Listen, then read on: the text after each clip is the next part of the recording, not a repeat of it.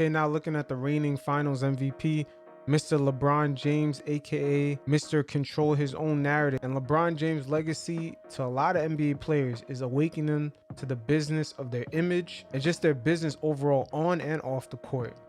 Now, LeBron James, this current NBA championship was well deserved. The team was well prepared, especially they had a ton of new players for them to get their chemistry right. But LeBron James, once again, he kind of controls the narrative as he brings up the 2016 championship, in which the Cleveland Cavaliers were the favorites to win that championship. And that was Golden State before they had Kevin Durant. Now, once again, LeBron James kind of spins the narrative and makes it seem like the Golden State Warriors was some unstoppable team. When in retrospect, when you add LeBron James to that Cleveland Cavaliers team with Kyrie Irving and Kevin Love, just adding LeBron into that mix, definitely talent-wise, puts them way above the Golden State Warriors. Why were they down 3-1 to begin with is a very huge question mark. But let's listen into what LeBron James had to say about it. Just imagine, imagine it's 16, RJ. We're down 3-1. Which one there's nothing in here. If we're down 3-1 and 16, yeah, and we're not going back to Cleveland, and we're just playing another game. We're just playing another game in the bubble. Golden State may beat us by 100. Yeah. Now, LeBron James saying Golden State would have possibly beat them had they never had a home game by 100. LeBron James does not believe that. There's just no way in hell the Golden State Warriors would have even been dusting the Cleveland Cavaliers to begin with. They were the favorites once again. You can look at the Las Vegas odds. The Cleveland Cavaliers were the better team going in. No one was talking about this Golden State Warriors team the year before in 2015, etc. These guys came out of nowhere and they were not ranked anywhere even close to LeBron James's Cleveland Cavaliers. Once again, LeBron James adding that little spin and that little extraness to that Golden State Warriors team in 2016 is just him trying to say, hey, look, that team was so great, but yet I beat them. So he wants to add that on to, like, you know, another mantle to towards his legacy. It's really strange because at the end of the day, his team was way better than that Golden State Warriors team. They should have never been down 3-1 to begin with. Now, in this LeBron James sit down, I thought it was very interesting that Richard Jefferson brought up a point that I believe behind the scenes, a lot of players and people who work within the NBA, you know, inner circles already know about the league. That the league is really all about a very few teams, and the rest of the teams just sort of just linger around, but the interest is in a very small amount of teams and players. Look, it is one of the harder positions to be in, being not only like the leader of a team, the face of a league, you know, a vocal leader, as far as, like, you know, I still stand by, was it Patrick Beverley? It's like, look, if Bron playing, we playing, right? Like, I was joking. I joke with one of the guys, and I'll keep him nameless. I was like, guys, look, at the end of the day, the NBA wants everybody there. But they only need like 5 people there. They need Bron, they need Giannis, they need James. You know what I'm saying? Like, they'll figure it out the rest of the way as long as they can sell. You know, they need the Lakers, they need the Celtics. It's like, yeah, everybody can sit here and be like, oh, well, it's like, yo, at the end of the day, like, the league needs about 10 guys and about 5 teams. Everything else is like a bonus from a standpoint of like what they're going to advertise, what they're going to do. So when Pat Beverley says, like, yo, look, if Bron say we playing, we all going to show up. But I mean, at the end of the day, just look at the NBA marketing scheme. Look at the faces.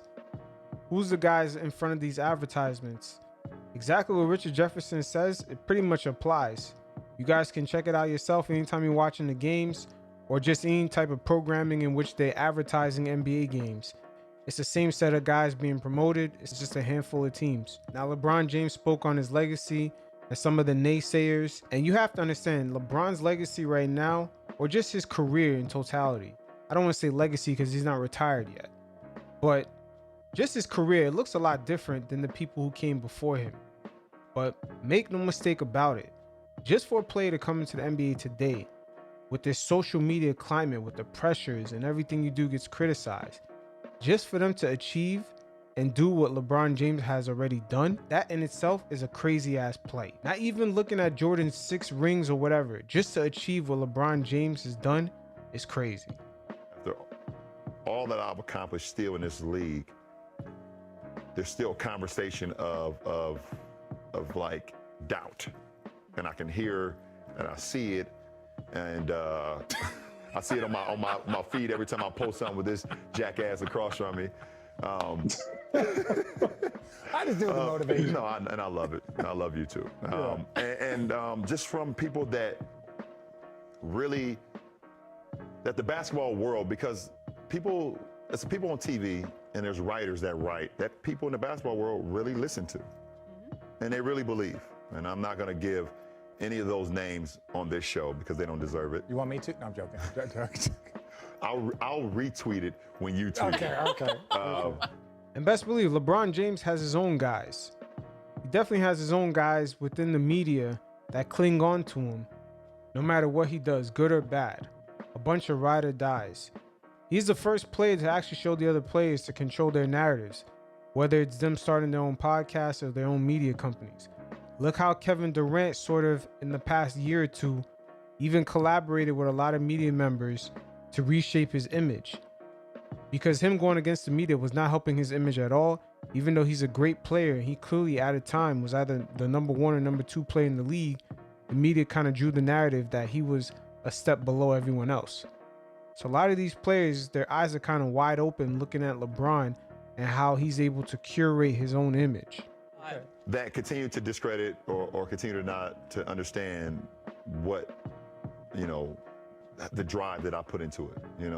They talk about these players, well, he doesn't have that same drive as them, or he doesn't have that same mentality as those. If he did, and they see what I continue to accomplish. So, it was a reassurance to myself, but it was also like to the naysayers and to the haters, which will always be there, even after I'm done playing.